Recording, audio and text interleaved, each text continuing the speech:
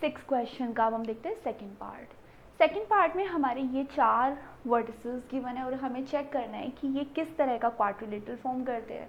अभी हम already discuss कर चुके हैं कि क्वाड्रिलेटरल चेक करने के लिए हम सारे के सारे डिस्टेंसेस कैलकुलेट करेंगे और देखेंगे कि कौन कौन सी लेंथ्स आती है हमारी इक्वल। जैसे कि अगर मैंने इसे A माना है, इसको मैं B कह देती हूँ, इसे C एंड इसे D, और चारों लेंथ कैलकुलेट कर लेते हैं। मान लेते हैं हमारे जो ABCD है वो कुछ इस तरह के किसी जगह पर किसी प्लेन पर लाई करते हैं, कार्टेशियन प्लेन पर, है ना। तो जो लेंथ हमें कैलकुलेट करनी है वो लेंथ कौन कौन सी है, AB की लेंथ कैलकुलेट करनी है। तो फर्स्ट हम स्टार्ट करते हैं AB की लेंथ कैलकुलेट करने से। अच्छा, ये सेकेंड पार्ट है हमारा। AB कैलकुलेट करने के लिए हमारा फॉर्मूला क्या है, डिस्टेंस फॉर्मूला जल्दी बताइए।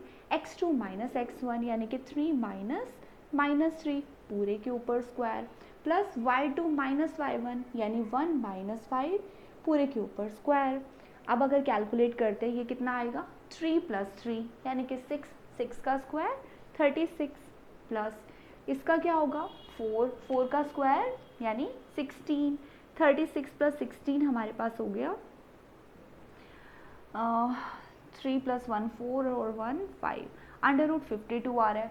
अंडर रूट 52 को अगर हम ब्रेक करते तो मेरे पास आएगा 13 इंटू 4, राइट। 13 इंटू 4 से हम इसे कैलकुलेट कर सकते हैं 2 अंडर रूट 13। वैसे ये कैलकुलेशन हम क्यों करते हैं, ज़रूरत होती है इस कैलकुलेशन को कैलकुलेट करने के लिए, ऑफ कोर्स। देखिए कभी कभी हमारे पास कुछ ऐसे नंबर्स बनते हैं जिनके अंदर परफेक्ट स्क्वायर होते हैं, और ये ज़रूर याद रखिए। जैसे कि आपके पास अगर आंसर अंडर रूट 8 आता है तो हम उसे क्या लिखेंगे, अंडर रूट 8 को आप लिखेंगे 4 इंटू 2, और जब ये ब्रेक करेंगे तो देखिए अंडर रूट 4 का स्क्वायर तो होता है ना, स्क्वायर रूट क्या होता है इसका, स्क्वायर रूट 2 होता है। तो इस ये तो सॉल्व हो गया 2, अंडर रूट के अंदर सिर्फ 2 बच जाएगा, यानी अंडर रूट 8 को हम कहते हैं 2 अंडर रूट 2। ये बहुत कॉमन है, ये अक्सर आता है, जो हमें पता होना चाहिए। इसके साथ एक दो और नंबर्स होते हैं जो हमें पता होने चाहिए। फॉर एग्जांपल हमारे पास कभी कभी ऐसे भी नंबर्स आते हैं जो कि है लाइक जैसे अभी आपने देखा 52 है, 32 भी आ जाता है कभी कभी अंडर रूट में, और हमें पता होना चाहिए कि 32 को हम किस फॉर्म में लिखें। क्या हम 4 लिखेंगे तो काम चलेगा, ये तो देखिए हम इसे 16 इंटू 2 लिख सकते हैं। क्यों लिखेंगे 16 इंटू 2, क्योंकि 16 एक बड़े से बड़ा अपने आप में, इसका अगर फैक्टराइजेशन करेंगे तो 16 सबसे बड़ा फैक्टर है जिसका परफेक्ट स्क्वायर है, यानी कि 4। तो आप इसे 4 बना देंगे, बाहर कर देंगे, अंदर बचेगा अंडर रूट 2। तो ये छोटी छोटी कैलकुलेशन है ना, हमें ध्यान रखनी है। ऐसे ही हमने यहाँ पर अंडर रूट 52 का किया। चलिए अब ये मुझे रब करना है तो मैं काम करती हूँ, ए बी की जो ये लेंथ है मैं यहाँ अपडेट कर देती हूँ, विच इज़ 2 अंडर रूट 13। अब आते हैं बी सी कैलकुलेट करने पर। बी सी की लेंथ कैसे निकालें, ये बी पॉइंट है, ये सी पॉइंट है, यानी हमारे x1 और x2 क्या है, x1 y1 x2 y2, right. तो कैलकुलेट करते हैं, x2 माइनस x1 यानी कि 0 minus 3 whole square, plus y2 minus y1 यानी 3 माइनस 1 होल स्क्वायर। क्या क्या बचा, यहाँ बचा माइनस 3 का स्क्वायर यानी 9, प्लस यहाँ बचा 2 का स्क्वायर यानी आप कर देंगे 4। ये हो गया अंडर रूट 13। तो ये अंडर रूट 13 हमारी BC की लेंथ है जो हम यहाँ अपडेट कर देते हैं, राइट। अब क्या निकाले, CD कैलकुलेट करें। चलिए अब CD कैलकुलेट करते हैं जल्दी से। वी हैव C03D -1 -4, तो CD की लेंथ हो जाएगी अंडर रूट के अंदर ये अब की बार हमारे x1 y1 and x2 y2। तो as per the calculation 0 minus 1, confusion. चलिए जैसा हम NCERT में लिखते हैं वैसे ही लिखते हैं, हालांकि इससे कोई फ़र्क नहीं पड़ेगा, लेकिन x2 माइनस x1, तो एक काम करते हैं -1 minus 0 square plus -4 -3 square under root, right. अब क्या बचा, यहाँ पे बचा -1 का स्क्वायर विच इज़ 1, और यहाँ बचा मेरे पास -4 -3 यानी कि -7 का स्क्वायर 49। तो ये हो गया हमारे पास 50 के ऊपर अंडर रूट। अब 50 को भी हम किसी मुंह में लिख देते हैं, क्या हम 50 को ऐसा कुछ लिख लें 25 इंटू 2, क्यों, क्योंकि देखिए 25 एक परफेक्ट स्क्वायर है ना, तो इसका स्क्वायर रूट होता है 5, तो ये तो 5 बन जाएगा, अंदर बचेगा सिर्फ अंडर रूट 2। 25 का अंडर रूट हम कैलकुलेट करके 5 बना देंगे, और यहाँ क्या बचेगा सिर्फ अंडर रूट 2, राइट। तो ये लेंथ हमारे पास आ गई है CD की, जो हम यहाँ अपडेट कर देते हैं, ये हो गई 5√2। अब AD की लेंथ कैलकुलेट करते हैं।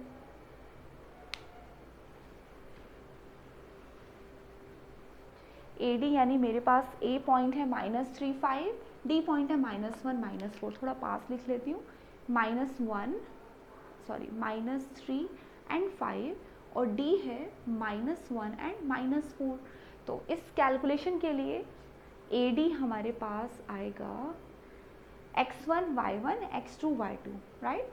तो x2 - x1 यानी -1 माइनस का 3, यही है हमारे इंपॉर्टेंट स्टेप जिसे हम नहीं भूलेंगे, राइट। y2 माइनस y1 यानी -4 -5 एंड देन होल स्क्वायर। ये क्या बन गया? ये बन गया -1, अच्छा देखिए, -1 + 3 है ना, और इसके ऊपर स्क्वायर कितना हो गया, इसे मैं साथ साथ ही कैलकुलेट कर देती हूँ, 4 बन गया। ये हमने कैलकुलेट ही नहीं किया। ये है -9 के ऊपर स्क्वायर, 9 के ऊपर स्क्वायर यानी कि 81, राइट। तो 4 + 81 कितना हो जाएगा हमारे पास? 4 + 81 हो जाएगा 85। 85 को किसी ऐसी फॉर्म में लिख सकते हैं जो कि एक परफेक्ट स्क्वायर बनता हो? आई डोंट थिंक सो, 9 से भी नहीं होगा, है ना। चलिए इसको फिर हम √85 ही अपडेट कर देते हैं। तो AD की जो लेंथ है वो हमें मिल गई है √85। अब कोई लेंथ निकालने की ज़रूरत है? वैसे देखिए यहाँ पे ना एक अगर आप ध्यान दें तो आपके पास ये आ रही है लेंथ 2√13, ये आ रही है लेंथ 1√13, और इन दो लेंथ से हमारे पास ये तो दो सिमिलर आ रहा है, नहीं पता चल पाएगा। तो एक काम करते हैं, हम बाकी की लेंथ कैलकुलेट करते हैं। हम BD और AC भी कैलकुलेट करते हैं। ये हटाती हूँ, ठीक है।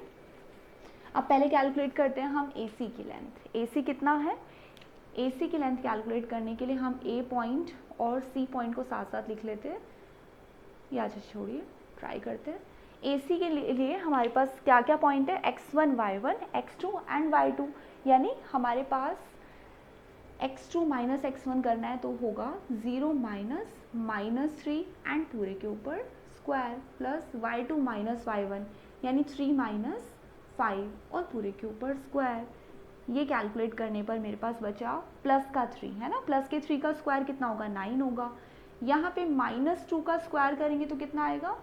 4 आएगा, √13। अब हमारे पास AC की लेंथ भी आ गई है √13, ये वाली लेंथ है ना, AC की लेंथ आई है √13। अब यहाँ पे देखिए, अगर AC की लेंथ √13 आई है तो ये तो पॉसिबल ही नहीं है। क्यों नहीं पॉसिबल है? देखिए अगर हमने ऐसी कोई ट्रायंगल देखी है जिसमें ये लेंथ आती है 2√13, ये लेंथ आ रही है √13 और ये लेंथ भी आ रही है √13, इन दो लेंथ का इक्वल होना पॉसिबल ही नहीं है। क्यों पॉसिबल नहीं है? क्योंकि अभी हमने एक प्रॉपर्टी पढ़ी थी कॉलिनियर के केस में कि जो लाइंस होती है ना, अगर एक ही लाइन पर 3 पॉइंट होते हैं ना, ऐसे ऐसे, तो ये तीनों पॉइंट है ना, इसका सम, इन दोनों का सम इस बड़ी वाली लेंथ के इक्वल होगा, और यहाँ भी वही हो रहा है। √13 और √13 को अगर हम जोड़ेंगे तो मेरे पास 2√13 आएगा। ऐसा तो पॉसिबल तभी हो सकता है जब ये तीनों पॉइंट है ना, ट्रायंगल ना बनाकर एक स्ट्रेट लाइन फॉर्म करे, है ना। अगर ये पॉइंट ऐसे होते तभी ये कैलकुलेशन पॉसिबल थी। यानी कि अब जो केस हुआ इसके अंदर हमें ये समझ आ रहा है कि हमारे जो पॉइंट है वो कुछ इस फॉर्म में है। क्या? AB इक्वल आता है BC प्लस AC के, और कभी भी हमारी ट्रायंगल की 3 लेंथ में ना ये वाली कैलकुलेशन पॉसिबल ही नहीं है। तो इसका मतलब ये तीनों point are collinear, therefore A, B and C are collinear. और अगर ये कॉलिनियर है तो क्या होगा? अगर 3 पॉइंट एक ही लाइन पर है तो क्वाड्रिलेटरल बनेगी कैसे? क्वाड्रिलेटरल बन ही नहीं सकती। क्वाड्रिलेटरल के लिए हमारे चारों पॉइंट अलग अलग होने चाहिए। अगर मैंने इस पॉइंट को उठा के इन दोनों के बीच में रख दिया तो क्या अब ये क्वाड्रिलेटरल फॉर्म करेगा? ये तो ट्रायंगल फॉर्म करेगा। तो इसका मतलब ये जो शेप है ये वर्टिसेस है, इससे ट्रायंगल, इससे क्वाड्रिलेटरल नहीं बन सकती है। Therefore ABCD is not a quadrilateral. ये भी हमें अपडेट करना है कि ये क्वाड्रिलेटरल हो ही नहीं सकती, ठीक है।